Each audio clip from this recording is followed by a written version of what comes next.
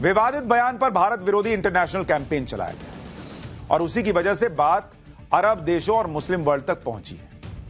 इन मुस्लिम देशों ने विरोध किया था। उसमें सऊदी अरब है, कुवैत है, कतर है, बहरीन है, ओमान है, यूएई है, ईरान। और इन लोगों ने यह क्यों किया? क्योंकि इनके पास यह खबर पहुंचाई गई, इनके अंदर के उस भाव को जगाया गया कि भाई तुम इस पे बोलो, मुसलमानों के साथ खड़े हो, यह दिखने की कोशिश करो। क्योंकि इंडिया, देखिए, इंडिया जिस तेजी से ऊपर जा रहा है ना, दुनिया को यह पसंद नहीं आ रहा है। अमेरिका को पसंद नहीं आया कि रूस के खिलाफ हम क्यों नहीं गए, यूरोप को पसंद नहीं आया हम रूस के खिलाफ क्यों नहीं गए, पलट के जवाब दे रहे हैं सो अलग, उनको पसंद नहीं आ रहा है। तो यह पूरा एजेंडा चलता है कि कैसे भारत को हिलाओ, थोड़ा तो हिलाओ, ये तो तेजी से भाग रहा है, इसको थोड़ा तो हिलाओगे तब तो डगमगाएगा। भारत के खिलाफ एजेंडा चलाने वाले अब यह माहौल बना रहे हैं कि मुस्लिम देश भारत के खिलाफ हो गए, जबकि सच यह है कि गल्फ कोऑपरेशन काउंसिल ग्रुप में शामिल देशों के साथ भारत का व्यापार पहले से काफी बढ़ा है। 1981 में स्थापित जीसीसी, जो इसमें देश हैं सऊदी अरब, बहरीन, कुवैत, ओमान, कतर और यूएई, 2020-21 में भारत का जीसीसी देशों से एक्सपोर्ट 58.26% बढ़ गया है। यह एक्सपोर्ट 2,16,000 करोड़ से बढ़कर 3,40,000 करोड़ तक पहुंच गया है। यह मुस्लिम देशों, खाड़ी देशों के साथ भारत के रिश्ते हैं। भारत के कुल एक्सपोर्ट में जीसीसी के 6 देशों की हिस्सेदारी 10.5% के आसपास है और इंपोर्ट 4.6 लाख करोड़ से बढ़कर 8.5 लाख करोड़ पर पहुंच गया। भारत के कुल इंपोर्ट में जीसीसी देशों का हिस्सा 15% से 18% बढ़ा है। जीसीसी देशों से भारत का द्विपक्षीय व्यापार 6,80,000 करोड़ से बढ़कर 11,96,000 करोड़, मतलब करीब करीब 12 लाख करोड़ का हो गया है। अगर विदेश नीति नहीं चल रही है, फ्लॉप हो गई है, तो यह सब कैसे हो रहा है? कोई पूछे असदुद्दीन ओवैसी से। एक एजेंडे के तहत, एक टूल किट के तहत अगर किसी ने कुछ कह दिया तो इसका मतलब विदेश नीति का फेल होना नहीं होता है। जिन देशों ने विरोध किया उन देशों में धार्मिक स्वतंत्रता खुद कितनी है आपको पता है? ओवैसी आपको कभी नहीं बताएंगे। कुवैत, यहां शरिया के आधार पर कानून बने हुए हैं, यह भारत को बताएंगे कि कैसे देश चलाना है। शिया सुन्नी भेदभाव का आरोप लगता है कुवैत पर। आबादी में 35% शिया समुदाय सामाजिक स्तर पर नीचे है और शिया और सुन्नी में कोई हिंदू मुसलमान नहीं है, दोनों ही मुसलमान हैं। तो मुसलमान ही मुसलमान के साथ क्या कर रहा है वो आपको दिख रहा है, लेकिन हमें बता रहे हैं कि हमारे यहां मुसलमानों के साथ क्या होना है। अरे बॉस, हमारे 3-3 स्टार मुसलमान हैं, वो उपराष्ट्रपति मुसलमान थे, स्पोर्ट्स से लेकर हर जगह मुसलमान हैं और जितनी सरकारी योजनाएं सब जगह हिंदू मुसलमान कहीं नहीं हो रहा। तुम हमको बताओगे मुसलमान के साथ क्या बर्ताव करना और हिंदू के साथ क्या करना है? कतर ज्ञान दे रहा है, यहां भी शरिया कानून चलता है, अल्पसंख्यकों को नए धार्मिक स्थल नहीं बनाने दिए जाते, रमजान के दौरान नॉन मुस्लिम पब्लिक प्लेस में कुछ खा नहीं सकते। सऊदी अरब, यहां धार्मिक स्वतंत्रता के लिए कोई कानून नहीं है, मस्जिद के अलावा किसी और धार्मिक स्थल की इजाजत नहीं है, शिया मुसलमानों के साथ भेदभाव होता है।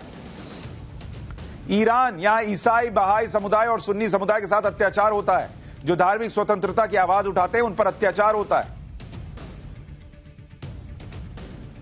और क्यों मैं ये कह रहा हूं कि ये प्रोपेगेंडा है, आप समझिए।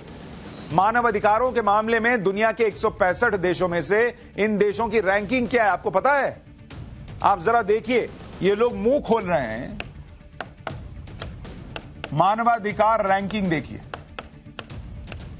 किस देश की कितनी है। 165 देश हैं और उसमें भारत की रैंकिंग कितनी है? 119, 165 देशों में। लेकिन जो लोग अचानक से उठकर ज्ञान देने आए एक मसले पर, एक बयान पर, 2 बयान पर, उनकी खुद की रैंकिंग क्या है? सऊदी अरब, यहां धार्मिक और मानवाधिकार कितना है? ये 155 रैंकिंग है इनकी, भारत से बहुत नीचे। ये भाई साहब हमको ज्ञान देंगे। बहरीन की मानवाधिकार रैंकिंग 143 है, भारत से कहीं नीचे, ये हमको ज्ञान देंगे। यूएई, यहां मानवाधिकार की रैंकिंग 131 है, ये हमको ज्ञान देंगे कि मानवाधिकार क्या होता है और कैसे मुसलमानों और अल्पसंख्यकों के साथ ट्रीट करना है। ओमान, इनकी रैंकिंग है 133, ये भी भारत से पीछे है।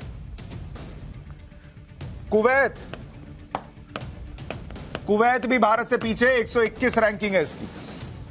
और ईरान वाले भाई साहब ज्ञान देंगे, 160वीं रैंकिंग है 165 देश में इनकी मानवाधिकार के मामले में। ये ज्ञान देंगे हमको, इंडिया को, कि हमें मानवाधिकार का क्या करना है और हमारे यहां कैसे किसको देखना है। सब प्रोपेगेंडा कर रहे हैं क्योंकि इंडिया ऊपर जा रहा है, इनको बर्दाश्त नहीं हो रहा। और ये चाहते हैं कि मुसलमान तो भड़के ही, देश के दूसरे नागरिक भी भड़क जाएं कि ये क्या हो रहा है और फिर आपस में भिड़ो। इनको ये पसंद आता है। सरकार पर, अपने देश पर विश्वास कम करो, ये इनको सूट करता है। भारत को माइनॉरिटी पर ज्ञान देने वाले ईरान का इतिहास क्या है, ईरान के बारे में बता रहा हूं। ईरान में पारसी या ज़ोरास्ट्रियन आधिकारिक धर्म होता था एक जमाने में।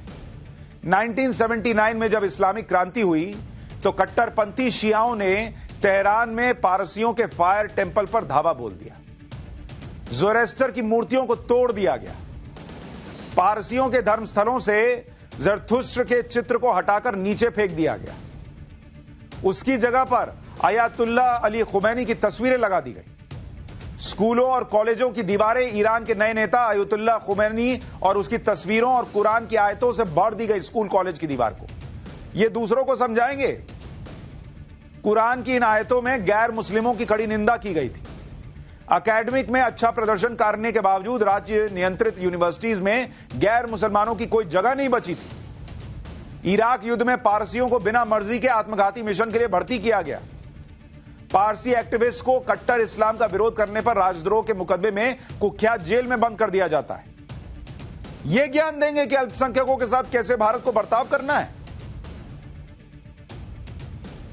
यह बताएंगे। लेकिन यह आपको इसलिए बताएंगे क्योंकि इनको भारत के अंदर जहर भरना है कि देखो मुसलमान टारगेट हो रहा है। क्योंकि मुसलमान सुनेगा, अरे ये बड़े बड़े देश बोल रहे हैं, देखो।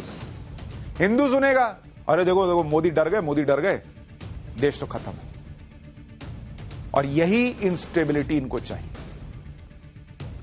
कतर जैसे देश की बात करना इसलिए भी जरूरी है। कतर वो देश है जिसने पेंटर एमएफ हुसैन को शरण दी थी। एमएफ हुसैन ने हिंदू देवी देवताओं की आपत्तिजनक पेंटिंग्स बनाई थी। हुसैन की इन पेंटिंग्स को लेकर जब हिंदुओं की भावनाओं को आहत करने का भारत में विवाद बढ़ा तो वो 2006 में भारत छोड़कर कतर चले गए थे, जहां वो 4 साल रहे। कतर ने इस दौरान न सिर्फ उनको शरण दी बल्कि 2010 में उनको नागरिकता दे दी। भारत में दोहरी नागरिकता मान्य नहीं है, इसलिए बाद में एमएफ हुसैन ने भारत की नागरिकता छोड़कर कतर की नागरिकता ले ली थी। कतर उन देशों में है जहां नागरिकता लेना आसान नहीं है, लेकिन एमएफ हुसैन के लिए नियमों में ढील दी गई। तो हिंदू देवी देवताओं की नग्न तस्वीरें बनाने वाले को कतर अपने यहां नागरिकता दे रहा है और दूसरों को ज्ञान दे रहा है कि किसके बारे में क्या बोलना चाहिए और नहीं बोलना चाहिए। तुम ना समझाओ कतर हमको। लेकिन मुस्लिम वर्ल्ड का चीन पर मुंह नहीं खुलता।